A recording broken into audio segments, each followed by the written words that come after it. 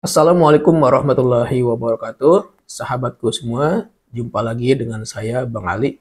Nah, khusus pada video kali ini saya akan menyampaikan terkait dengan sunnah-sunnah yang kita lakukan di saat akan melaksanakan sholat Idul Fitri. Sahabatku semua, Hari Raya Idul Fitri dikatakan sebagai hari dimulainya berbuka. Hal ini sebagaimana sabda Nabi Muhammad SAW, Bismillahirrahmanirrahim, Fitrukum yauma tuftiruna wa ashakum yauma tudahun.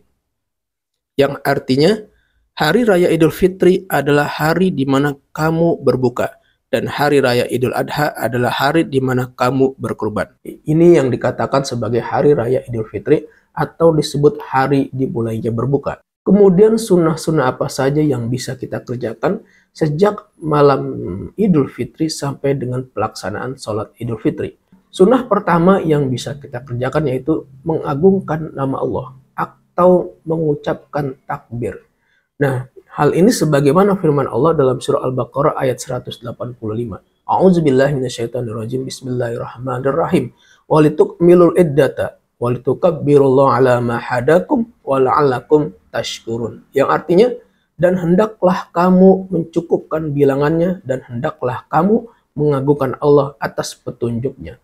Jadi setelah puasa kita selesai, kita malamnya mengucapkan takbir mengagungkan nama Allah Subhanahu wa taala.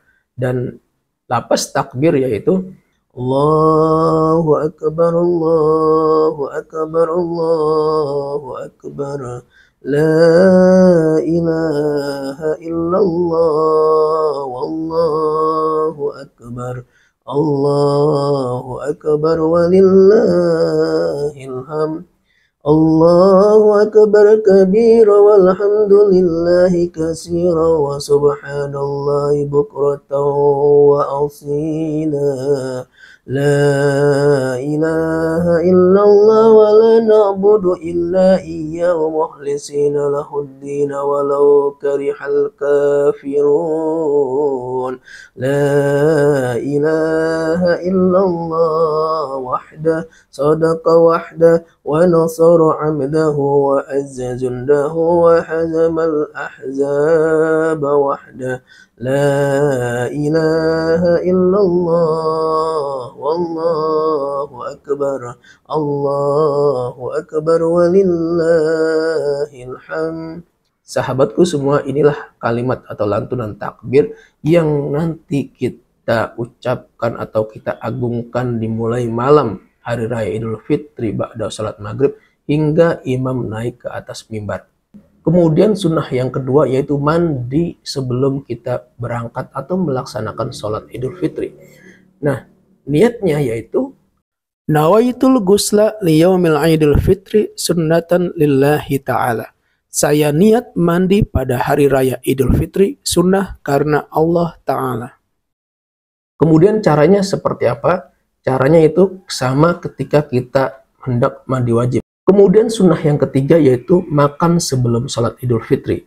Jadi sebelum berangkat kita melaksanakan sholat Idul Fitri, dihawali kita berbuka atau makan terlebih dahulu. Setelah itu baru kita berangkat ke tempat atau ke masjid-masjid tempat pelaksanaan ibadah sholat Id. Nah, ini sunnahnya itu diriwayatkan dari Ibnu Musayyib. Ia berkata, kaum muslimin makan pada hari raya Idul Fitri sebelum mereka berangkat ke tempat sholat. Namun mereka tidak melakukan hal itu pada hari raya kurban. Jadi sebaliknya ya, kalau hari raya kurban atau Idul Adha itu kita tidak makan terlebih dahulu, tapi nanti setelah sholat selesai pulang baru kita makan. Nah, untuk sholat Idul Fitri ini kita disunahkan makan terlebih dahulu, yang menandakan bahwa hari ini atau hari itu telah berbuka. Karena memang hari raya di awal saya sampaikan tadi diartikan sebagai hari raya berbuka. Kemudian juga diriwayatkan dari Safwan bin Salim, Bismillahirrahmanirrahim, anna nabiyya sallallahu alaihi wasallam kana yut'imu qabla an yakhruja ilal jibani yaumal fitri wa ya'muru bih. Artinya bahwa Nabi Shallallahu alaihi wasallam makan sebelum keluar ke tempat sholat pada hari raya Idul Fitri dan memerintahkan manusia akan hal itu. Jadi berdasarkan hadis ini jelas bahwa ketika pada hari raya Idul Fitri kita disunahkan untuk makan terlebih dahulu sebelum kita datang atau menuju ke masjid tempat kita pelaksanaan sholat. Kemudian sunnah yang keempat yaitu berhias diri pada hari raya. Imam Syafi'i berkata, Ibrahim telah mengabarkan kepada kami dari Ja'far, dari ayahnya, dari kakeknya. Anna Nabiya sallallahu alaihi wasallam kana yalbisa burda ubirata fi kulli id. Bahwa Nabi sallallahu alaihi wasallam memakai burdu habarah atau baju buatan negeri Yaman pada setiap hari raya. Jadi maksudnya adalah sunnah yang keempat ini yaitu berhias diri pada hari raya itu maksudnya adalah seperti memakai pakaian yang baik, yang terbaik gitu ya, yang kita miliki pada hari raya seperti pakaian yang bersih. Kemudian juga memakai wangi-wangian itu. Jadi ini maksudnya adalah kita memakai pakaian yang terbaik yang kita miliki ya, atau pakaian yang baru ya, yang bersih dan memakai wangi-wangian.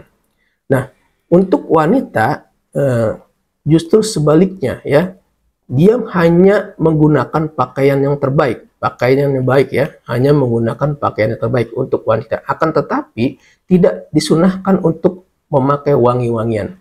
Jadi kalau kaum laki-laki selain menggunakan pakaian yang terbaik yang dimilikinya atau yang baru, yang bersih ya, juga disunahkan memakai wangi-wangian. Akan tetapi untuk wanita hanya disunahkan menggunakan pakaian terbaik, namun tidak disunahkan memakai wangi-wangian.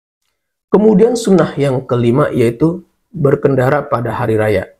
Imam Syafi'i berkata, telah sampai kepada kami bahwa Az-Zuhri berkata, Rasulullah SAW sekali-kali tidak pernah menggunakan kendaraan pada hari raya dan pada sholat jenazah. Jadi ketika kita menuju tempat sholat atau masjid di mana kita melaksanakan sholat id, maka sebaiknya tidak menggunakan kendaraan, yaitu disunahkan untuk berjalan. Nah ini pilihannya, artinya kemungkinan juga kalau misalkan kita sholatnya jauh sekali, tentu tidak mungkin berjalan. Artinya kalau bisa jalan, maka sebaiknya disunahkan untuk berjalan menuju tempat sholat id. Jadi sunnah yang kelima ini kita disunahkan untuk berjalan ya, karena tadi bahwa Rasulullah Shallallahu Alaihi Wasallam sekali-kali tidak pernah menggunakan kendaraan pada hari raya dan pada sholat jenazah. Akan tetapi kalau tempat sholatnya terlalu jauh dan dikhawatirkan terlambat, tentu pakai kendaraan, tentu menggunakan kendaraan. Tapi kalau bisa dijangkau dengan berjalan kaki, maka sebaiknya disunahkan untuk berjalan kaki ketika menuju tempat sholat. Tentu ini melihat situasi dan kondisi ya. Karena juga namanya sunnah, dilaksanakan mendapat pahala, ditinggalkan tidak berdosa. Ya, akan tetapi sebaiknya sunnah-sunnah ini kita laksanakan agar pahala lebih banyak kita dapatkan. Kemudian sunnah yang keenam yaitu mengambil jalan lain apabila kembali dari tempat sholat menuju rumah. Jadi kita ketika akan melaksanakan sholat id, itu jalan yang kita ambil di antara saat kita berangkat dengan pulang sholat id itu berbeda. Misalkan dengan cara berputar ya. Seperti misalkan ketika kita berangkat itu kita melalui jalan pintu air 1. Kemudian setelah pulang sholat id, kita berjalannya melalui pintu air 2. Gitu, jalan pintu air 2 gitu. Jadi kita berputar. Artinya intinya adalah tempat kita berjalan menuju masjid atau tempat pelaksanaan sholat id, dengan berangkat, dengan pulang, kita ambil jalan yang berbeda. Ini sunnahnya ya, sunnah yang keenam. Nah, Imam Syafi'i berkata, telah sampai kepada kami bahwa Rasulullah SAW berangkat pagi-pagi dengan satu jalan dan kembali melalui jalan yang lain. Maka saya menyukai apabila hal yang demikian juga dilakukan oleh imam dan orang banyak. Namun, apabila mereka pergi dan kembali melalui satu jalan saja, maka hal itu tidak mengapa, insya Allah. Jadi hal ini sunnah kita lakukan. Seperti saya sampaikan bahwa sunnah-sunnah yang tadi disampaikan ini adalah jika dikerjakan mendapat pahala, jika ditinggalkan juga tidak berdosa. Artinya ini sunnah ya. Jadi boleh kita laksanakan, boleh tidak. Tapi sayang kalau kita tidak laksanakan. Paling tidak ada beberapa sunnah yang kita lakukan. Intinya adalah ketika kita akan melaksanakan sholat Idul Fitri, ketika kita akan berangkat melaksanakan sholat Idul Fitri di tempat atau di masjid tempat kita tinggal, maka antara pergi dan pulang disunahkan untuk mencari jalan yang berbeda. Hal ini sebagaimana sabda Nabi Muhammad SAW, Anna Nabiya sallallahu alaihi wasallam kana yagdu yaumal id ilal usalli minat tariqi a'zami fa iza raja'a minat tariqil ukhra 'ala dari Ammar bin Yasir. Artinya, sesungguhnya Nabi Shallallahu Alaihi Wasallam berangkat pagi-pagi ke tempat sholat melalui jalan raya. Namun apabila kembali, beliau mengambil jalan lain yang melewati rumah Ammar bin Yasir. Jadi inilah kesunahan daripada pelaksanaan sholat Idul Fitri yang keenam, yaitu mengambil jalan yang berbeda ketika berangkat dan pulang dari pelaksanaan sholat Idul Fitri. Sahabatku semua, demikian sunnah-sunnah yang bisa kita lakukan sejak malam Idul Fitri sampai dengan pelaksanaan sholat Idul Fitri. Mudah-mudahan apa yang saya sampaikan bermanfaat dan bisa kita implementasikan. Demikian, wassalamualaikum warahmatullahi wabarakatuh.